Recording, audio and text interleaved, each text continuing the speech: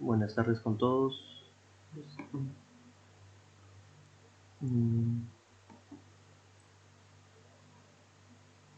No sé Bueno, como introducción, no sé si me escuchan. Bueno, pantalla, ahorita, ya estoy. Este es este de acá. Ya. Buenas tardes. Mm, Recording in progress. Bueno. Buenas tardes. El día de hoy, quiero hablarles acerca de una enfermedad muy común en el adulto, en adulto varón y adulto mayor. Es muy común esa patología. Un momento.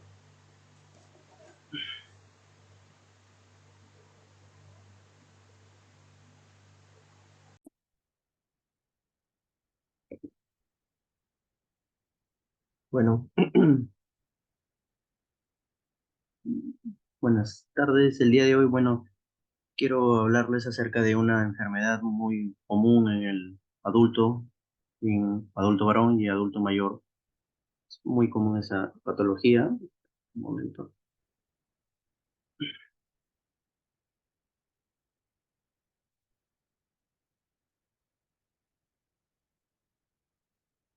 Ya. La presentación.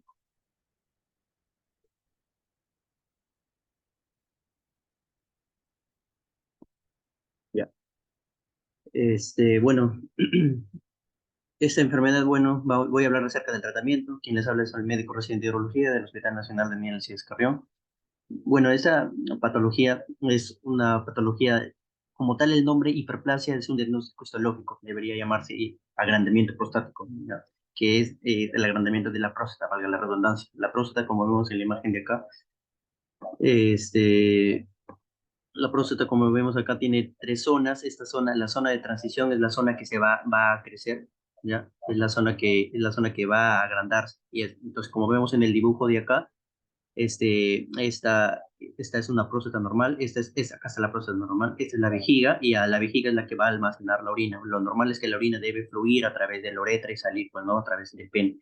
Entonces, ¿qué pasa cuando crece la próstata? Cuando crece la próstata va a ejercer una presión a través de la uretra. La uretra es el conducto por donde dije que donde sale la orina. Entonces, la orina puede quedarse almacenada o puede salir de manera muy débil a través de la uretra y a través del pene, ¿no? Entonces, esta es una de las enfermedades más comunes en el anciano varón y este, su prevalencia ha aumentado por el crecimiento demográfico y el incremento de la expectativa de vida.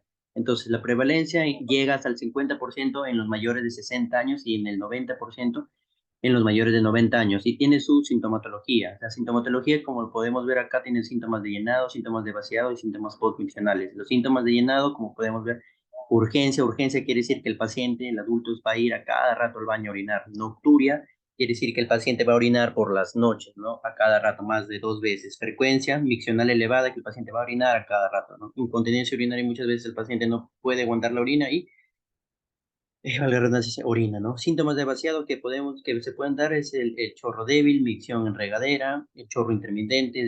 Ya no es el mismo chorro que cuando era adolescente o cuando era joven, ¿no? Va a haber un retraso también en la micción, va a ser un esfuerzo miccional mayor eh, para ejercer y eliminar la orina, ¿no? Y síntomas postmiccionales son sensación de vaciado incompleto y goteo postmiccional. Y bueno, el tratamiento va a incluir opciones tanto médicas y quirúrgicas.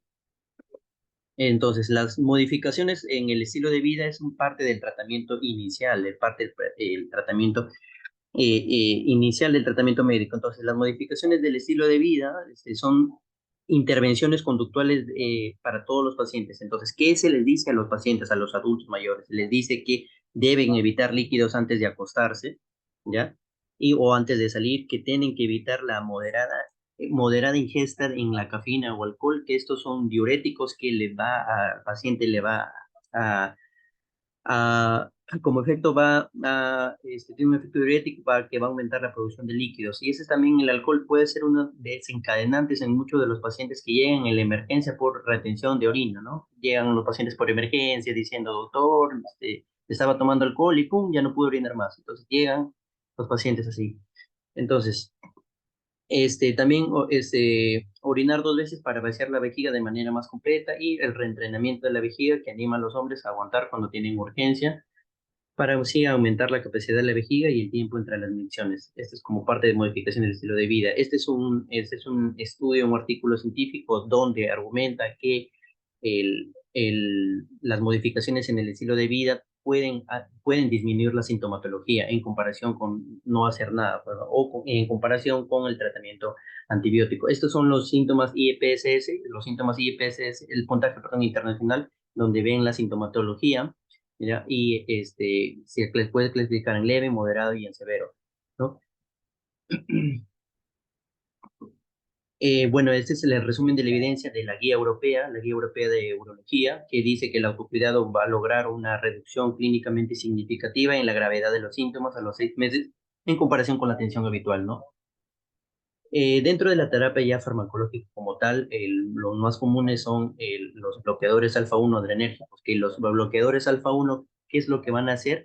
Van a reducir el tono el tono de la próstata, perdón. Entonces, al disminuir el tono de la próstata, ya no va a ejercer esa presión que se ejerció a la uretra, y entonces el paciente va a permitir orinar mejor. Y siempre los pacientes te agradecen, le dicen, doctor, gracias a la más famosa, la tansolosina, gracias a la tansolosina pude orinar mejor, me ha ido bien, etcétera, ¿no? Entonces, estos bloqueadores alfa-1 pueden reducir los síntomas de almacenamiento, como la eliminación de los síntomas del tracto urinario inferior. Entonces, los efectos adversos más frecuentes son la astenia, que se siente cansados, mareos, hipotensión. Los efectos vasodilatadores también se ven pronunciados con otros, pero los que se ven menos, estos efectos adversos se ven menos con la tansolosina. Por eso la tansolosina es la que más se utiliza, ¿no? Y como recomendación, la guía dice que se recomienda a pacientes de moderados a graves sintomatologías, ¿no? Entonces, luego, continuando la terapia farmacológica, tenemos a los inhibidores de la 5-alfa reductasa. Lo normal es que la próstata, este, en esta patología crece por la dihidrotestosterona, que es la forma activa de la testosterona, y para que la dihidrotestosterona se forme, se necesita la 5-alfa reductasa. Entonces, al inhibir la 5-alfa reductasa, ya no vamos a tener testosterona, ni mucho menos dihidrotestosterona, ¿no? Entonces, al no tener dihidrotestosterona, ¿qué va a pasar con la próstata? Las células epiteliales de la próstata van a morir. Entonces, ¿qué pasa? Que va a haber una reducción de su tamaño, ¿no? Incluso llega hasta el 28%, ¿no? Pero esto se ve de 6 a 12 meses, o sea, no es tan, no es, sin- no es, no es efectivo a los días como es los bloqueadores como la tansolosina. Esto se ve en su efecto de 6 a 12 meses de tratamiento continuo, y al tener el tratamiento continuo con estos va a disminuir incluso que pueden llegar a cirugía. Bueno, y los efectos adversos más comunes son la disminución de la libido, que pueden tener disfunción eréctil y trastorno de la eyaculación, como eyaculación retrógrada, falla de la eyaculación o disminución del volumen del semen. Y la guía europea la recomienda, la guía europea de urología la recomienda. Y se le tiene que aconsejar a los pacientes sobre el lento inicio de acción de estos inhibidores de la 5-alfa-reductasa, que los más conocidos es dutasteride y el finasteride, ¿no? Entonces, como otros medicamentos agentes, se encuentran los receptores muscarínicos, que lo normal es que en la vejiga exista un músculo llamado detrusor, que ese músculo detrusor va a ser la que, al momento de que se contrae, va a eliminar, ¿no?, la orina a través de la uretra, pues, ¿no? Entonces, en estos pacientes, la vejiga va a estar muy hiperactiva. ¿Por qué? Porque el paciente la vejiga, valga la redundancia, va a tratar de vencer esa fuerza que le está poniendo la próstata. Por lo tanto, estos efectos, este efecto antimuscarínico que realiza esto es eliminar la acción de esta acetilcolina. Por lo tanto el detrusor se va a relajar y el paciente ya no va a orinar tanto. Por lo tanto, se va a indicar en los pacientes que tienen síntomas de almacenamiento, como síntomas de urgencia, como síntomas de frecuencia miccional elevada, pues, ¿no? Los más comunes son oxybutenina, tolterodina. Los efectos adversos por lo cual se quejan los adultos mayores y los ancianitos son la sequedad de boca, que se llega hasta el 16%. No lo toleran generalmente algunos, ¿no?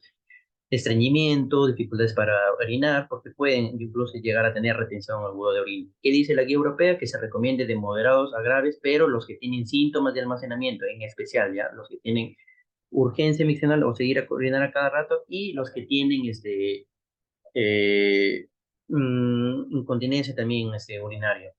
Entonces, ¿qué dice la guía europea, perdón, también que no se utiliza a los pacientes que tienen volumen residual postmiccional. Bueno, eso se ve por ecografía porque estos pacientes pueden llegar a tener retención, por eso no se le puede dar en estos pacientes. Y luego los agonistas beta 3 se han creado para, tienen la misma mecanismo de acción, por decirlo así, que los anteriores, que lo que va a hacer es inducir la relajación del detrusor, ¿no? Y el más conocido es el mirabegrón, que el mirabegrón ha ido mucho mejor ha ido mucho mejor en algunos pacientitos aquí, porque tiene menos efectos adversos, ¿no? En comparación con los anticolinérgicos, que como podemos ver acá, pero estos son los que siempre se prefieren de primera línea para los pacientes que tienen síntomas de almacenamiento, como la frecuencia urinaria, urgencia y la incontinencia urinaria. En esto se le tiene que dar, pero la calificación de la fuerza es débil porque se prefieren estos, pues, ¿no? Los anticolinérgicos en vez de los beta 3. Los beta 3 se les da cuando el paciente ya no tolera los anticolinérgicos, estos de acá. Entonces, los inhibidores de la 5-fosfediesterasa, en esta, lo único que se ha demostrado es el tadalafilo. De la misma línea es el sildenafilo, por si acaso, pero el sildenafilo no se ha demostrado que tiene un efecto benéfico en el agrandamiento prostático, ¿no? El tadalafilo, solo el de 5 miligramos, es el que ha demostrado disminuir el tono del músculo liso del detrusor, de la próstata y de la uretra, permitiendo así que el paciente pueda orinar mejor. Pero estos tienen unos efectos adversos que se les puede presentar como enrojecimiento facial, ¿no? Pues reflujo del estómago hacia el esófago y dolor de cabeza, dispepsia, dolor de espalda, congestión nasal. Está indicado en pacientes que utilicen nitratos como nitroglicerina, nitroprusiato, en pacientes con infarto miocardio, ¿ya? Y esta recomendación que da la guía europea es que se utilicen en los pacientes que tienen moderados a graves con o sin disfunción eréctil, ¿ya? Entonces, los extractos de plantas, este es otro capítulo importante porque los preparados medicinales a base de hierbas están hechos de raíces, semillas, polen o cortezas, y hay preparados de una sola planta, monopreparados y preparados que combinan dos o más plantas. Entonces, el único que tiene evidencia científica, es una evidencia moderada, ya es el Serenoa repens. Ya esta es una planta eh, que tiene evidencia, pero hay preparados también como es el cepazabal, que tiene varias componentes. Estos componentes en líneas generales no tienen evidencia científica demostrada, por lo tanto no va a ayudar, ¿ya? No va a ayudar en esos pacientes. El que sí se ha demostrado pues es el Serenor Repens, pero la calidad de la fuerza, como dice la guía europea, es débil, pues, ¿no? Y más se le da en los pacientes que tienen, que han dado, que tienen efectos adversos ligados a la función sexual, como los mencionados anteriormente, se les podría dar, pero con una calidad de la fuerza débil, por lo tanto no está tan demostrado, ¿no?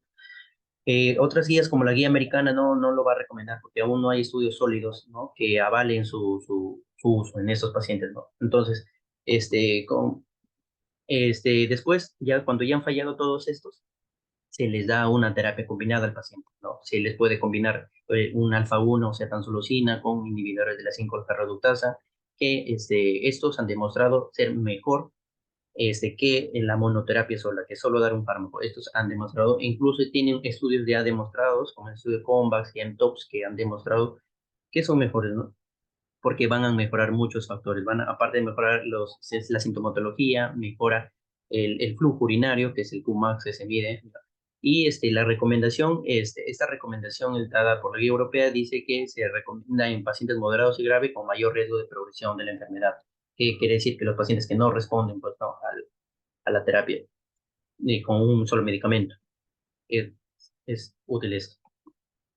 Y es importante esto, ¿no? Que el tratamiento lo puede dar incluso también los médicos de atención primaria, los que no son urólogos, pero cuando se tiene que derivar a un urólogo, cuando el paciente tiene una retención urinaria refractaria. ¿Y qué quiere decir retención urinaria refractaria? Es que cuando el paciente viene por la emergencia con retención aguda de orina, se le coloca sonda y luego a la semana se le retira la sonda y se le da un tratamiento sintomático, como en el caso de tansolosina, y entonces el paciente falla, no responde la tansolosina y vuelve a presentar una retención urinaria, entonces se considera una retención urinaria refractaria, ¿no? Otra, por lo cual también se podrían ir al urólogo es las infecciones recurrentes del tracto urinario, cálculos recurrentes en vejiga. ¿Por qué hay cálculos recurrentes en la vejiga? Porque al momento de crecer la próstata, va a ejercer una presión a través de la uretra y va a ejercer una presión a través de la salida de la orina, entonces la orina puede quedar almacenada y puede formar cálculos en vejiga, ¿ya? Hematuria macroscópica, ¿qué quiere decir? Sangre en la orina, ¿no? El paciente, el adulto mayor, se asusta, ve, dice, doctor, he orinado, sangre. Entonces, vemos, evalúa y generalmente la causa, el motivo del sangrado es por la próstata que está agrandada, ¿no? Entonces, esto se maneja ya por parte de urología, que tiene su manejo especial. Y también el aumento del volumen de la orina residual que queda. O sea, el paciente orina y se le mide un volumen de orina que queda en su vejiga. Entonces, ese aumento de volumen también es algo patológico, ¿no? Y lo que puede ocasionar, esto es lo más grave que puede ocasionar el agrandamiento prostático, que hay una detección, un deterioro de los riñones, que ambos riñones ya no puedan, incluso llegan hasta enfermedad renal crónica, que con una hidronefrosis bilateral. Entonces, nosotros, como parte de urología, si encontramos cualquiera de estas, uno, dos, tres, cuatro, cinco, incluso hasta seis, es indicativo para tratamiento quirúrgico. Entonces, ¿qué pacientes se operan? Los que tienen retención urinaria frecuente, que ya no respondan a tacrolitina o otro manejo médico, los pacientes que tienen infecciones a cada rato, el abuelito que tiene a cada rato viene por la emergencia con infección urinaria, esos, los pacientes que tienen cálculos en vejiga, los pacientes que sangran por la orina, los pacientes que tienen que almacenan mucha orina también, y ese es el criterio más importante, la hidronefrosis bilateral, que quiere decir el daño en los riñoncitos, ¿no? Eso sí es criterio para operarse. Entonces, el tratamiento quirúrgico lo he resumido en dos. Los pacientes me dicen, doctor, ¿cuál es mejor? Si la abierta o, no, o qué, de qué me van a operar. Incluso los pacientes no saben de qué lo van a operar o no saben cómo es. Entonces, aquí les voy a explicar. Entonces, en el Perú, esto se lo estoy hablando con el Perú. Entonces, en el Perú hay de dos maneras, ¿ya? De una manera abierta con corte y de una manera endoscópica. La manera abierta con corte se llama adenomectomía prostática transvesical, APTB, ya se saque el adenoma, ¿ya? Que lo voy a explicar posteriormente. Entonces, y la otra opción es la opción endoscópica, que se llama resección transuretal de próstata, y es la sin corte, ¿no? Es que pueden, según la energía con que se utilice, que pueden ver RTU monopolar y bipolar. Entonces, también, ¿de qué depende el tratamiento quirúrgico? Del tamaño de la próstata y también de las comorbilidades del paciente, pues, ¿no? Siempre se va a preferir se va a preferir en próstatas pequeñas la RTU, o sea, sin corte. Eso quiere decir que el APTB en el Perú no se utiliza para próstatas pequeñas. Se puede, pero el de elección es el RTU monopolar en próstatas pequeñas. Ya en próstatas grandes sí se puede dar el APTB, que es la adenomectomía prostática transvesical, y el RTU bipolar de próstata. Entonces, RTU bipolar de próstata también se utiliza para próstatas grandes, mayores de 80. Entonces, continuando, entonces, ¿cómo es la cirugía del tratamiento quirúrgico? Entonces, en la cirugía abierta, como pueden ver acá, se hace un corte a través de la parte infraumbilical, debajo del ombliguito, se hace un corte de más o menos 10 centímetros, se libera estructuras hasta llegar a la vejiga, se abre la vejiga, se hace un cortecito de la vejiga, esto como pueden ver, ya está entrando la vejiga, se corta la vejiga, se introduce a través de la vejiga y se localiza el adenoma, o sea, el, el el adenoma es el que ha crecido, ¿ya? Entonces, ¿qué pasa? Perdón, entonces, ¿qué pasa? Se va a extraer solo esta parte del adenoma, no se extrae toda la próstata. Muchos pacientes piensan, los abuelitos piensan que se les saca toda la próstata, ¿ya? No, lo que se saca es el adenoma, por eso se llama la cirugía, vale la redundancia, adenomectomía prostática transvesical. Entonces, queda un poco de próstata que en algunos años puede volver a crecer, sí, puede volver a crecer, pero es poco probable, pero existe la posibilidad de que en algunos 10 o 15 años el paciente pueda volver a tener a recidivar eso, ¿no? Esta es la cirugía abierta o la Concorde, ¿ya? Y esta es la cirugía endoscópica. Y la cirugía endoscópica es la cirugía sin corte, en donde se va a utilizar ya sea energía monopolar o bipolar, se va a utilizar un recetoscopio. ¿Dónde se entra? Acá se llama recetoscopio. Este es un aparatito, ¿ya? Donde acá tiene una camarita, ¿ya? Y tiene un espacio para el elemento de trabajo. Entonces, bueno, se ingresa a través perdón, se ingresa a través del pene, entonces se localiza, se pasa por toda la uretra y se va a ver, ¿no? La próstata, ¿ya? Y se va, igualito, lo que se hacía en cirugía abierta, lo que se hacía en cirugía abierta, se hace en la cirugía endoscópica, ¿no? Ahí y se extrae toda esta parte del adenoma. Otra vez, no se saca toda la próstata, solo se saca el adenoma que ha crecido, ¿no? Entonces, eso es la cirugía sin corte, ¿ya? Entonces, muchos pacientes dicen, ¿cuál es, doctor, cuál es mejor, la cirugía con corte o sin corte? No ha demostrado ninguna ser mejor que la otra, ¿ya? Ya, se va a recomendar, sí, dependiendo de las comorbilidades del paciente o no, ya, y también el tamaño de la próstata, como les expliqué. Y, bueno, como conclusiones, tenemos que ver que la medida inicial para el tratamiento ya es el autocuidado y las modificaciones del estilo de vida, como les expliqué. La terapia farmacológica con un agente es lo inicial. Luego, si falla, se le da terapia combinada, ¿no? Luego, la fitoterapia tiene una calidad de evidencia científica moderada y solo un agente se ha demostrado hoy en día, ¿no? Y bueno, luego, existen indicaciones para el manejo quirúrgico que ya les expliqué, y también cuando se opta por el manejo quirúrgico, dos opciones existen en el Perú, la cirugía abierta o la endoscópica, según el tamaño y las comorbilidades que puede presentar el paciente. Muchas gracias, esta es la bibliografía. Y si tienen alguna pregunta, por favor, háganmela saber. Si no es así, pues,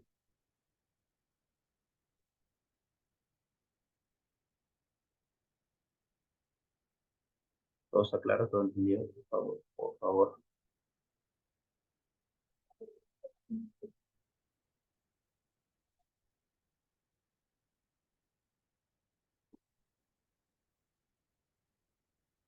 Alguna duda, inquietud?